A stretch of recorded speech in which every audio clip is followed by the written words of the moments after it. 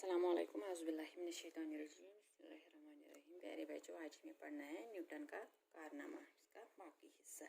1.5-2 برس بعد نیوٹن کو کیمبرج میں معلم کی ایک معمولی سی نوکری مل گئی، مگر اس نے تیزی سے ترقی کی اور 27 سال کی عمر میں ریاضی کا مکمل پروفیسر بن گیا۔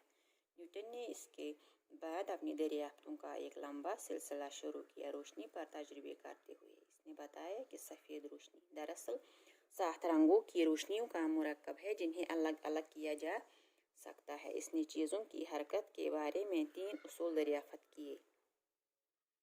پہلا اصول یہ ہے کہ کوئی ساکن چیز تب تک متحرک نہیں ہوگی اور کوئی متحرک چیز تب تک ساکن نہیں ہوگی جب تک اس پر طاقت کا استعمال نہ کیا جائے۔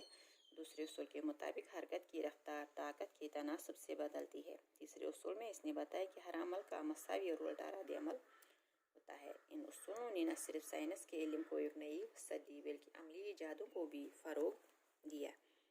کشش ثقل کی دریافت، جس کا راز اس نے ایک سیب کو گرتے دیکھ کر بتایا تھا، نیوٹن کا سائنس کی دنیا کو سب سے قیمتی تحفہ تھا۔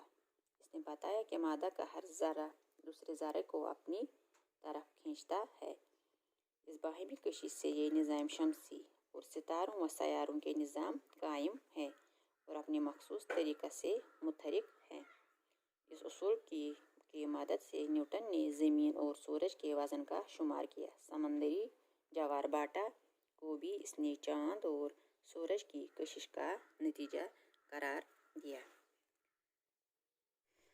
1.5-2 برس بعد نیوٹن کو کیمبرج میں معلم کی ایک معمولی سی نوکری مل گئی۔ پھر جب 1.5-2 برس ہو گئے، اس کے بعد نیوٹن کو کیمبرج میں ایک معلم استاد کی ایک معمولی نوکری مل گئی، مگر اس نے تیزی سے ترقی کی۔ نیوٹن نے تیزی سے ترقی کی اور 27 سال کی عمر میں نیوٹن میتھمیٹکس حساب کا پروفیسر بن گیا۔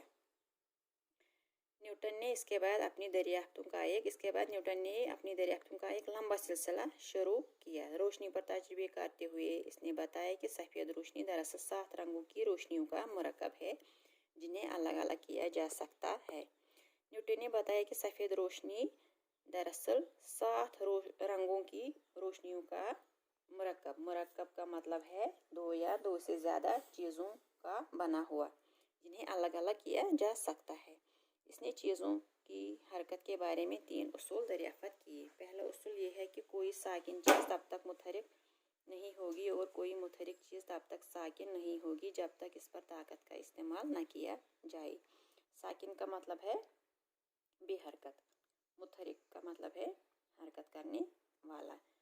پہلا اصول ہے کہ کوئی ساکن چیز مطلب بے حرکت چیز تب تک متحرک نہیں ہوگی، حرکت نہیں کرنے والا ہے، حرکت نہیں ہوگی، اور کوئی متحرک مطلب حرکت کرنے والا چیز تب تک ساکن نہیں ہوگی جب تک کہ اس پر ہم طاقت کا استعمال نہ کریں گے۔ دوسرے اصول کے مطابق حرکت کی رفتار طاقت کے تناسب سے بدلتی ہے۔ تناسب مطلب مطابقت سے طاقت کی رفتار، حرکت کی رفتار طاقت کے تناسب مطلب مطابقت سے بدلتی ہے۔ تیسرے اصول میں اس نے بتایا کہ ہر عمل کا مساوی اور الٹا رد عمل ہوتا ہے۔ ان اصولوں نے نہ صرف سائنس کے علم کو ایک نئی وسعت دی بلکہ عملی ایجادوں کو بھی فروغ دیا۔ کشش ثقل کی دریافت، جس کا راز اس نے ایک سیب کو گرتے دیکھ کر بتایا تھا، نیوٹن کا سائنس کی دنیا کو سب سے قیمتی تحفہ تھا۔ کشش ثقل کی دریافت کا راز اس نے ایک سیب کو گرتے دیکھ کر بتایا تھا۔ دریافت، نیوٹن کا سائنس کی دنیا کو سب سے قیمتی تحفہ مطلب قیمتی تحفہ، تبرک، کنٹریبیوشن تھا۔ نیوٹن نے جو چیز پہلے سے ہی دنیا میں موجود ہو اور پھر اس کو ڈھونڈ نکالتے ہیں ہم لوگ یا پھر سائنسدان اس کو ڈھونڈتے ہیں، اس چیز کو دریافت کہتے ہیں۔ مثال کے طور پر گریویٹیشن کشش، یہ پہلے سے ہی زمین میں موجود تھی، لیکن نیوٹن سے پہلے کسی کو یہ معلوم نہ تھا کہ زمین میں ایک کشش ہوتی ہے، جس کو ہم گریویٹیشن کہتے ہیں۔ یہ بعد میں نیوٹن نے دریافت کیا۔ اس نے بتایا کہ مادہ کا ہر ذرہ ایک دوسرے ذرے کو اپنی طرف کھینچتا ہے۔ اسی کشش سے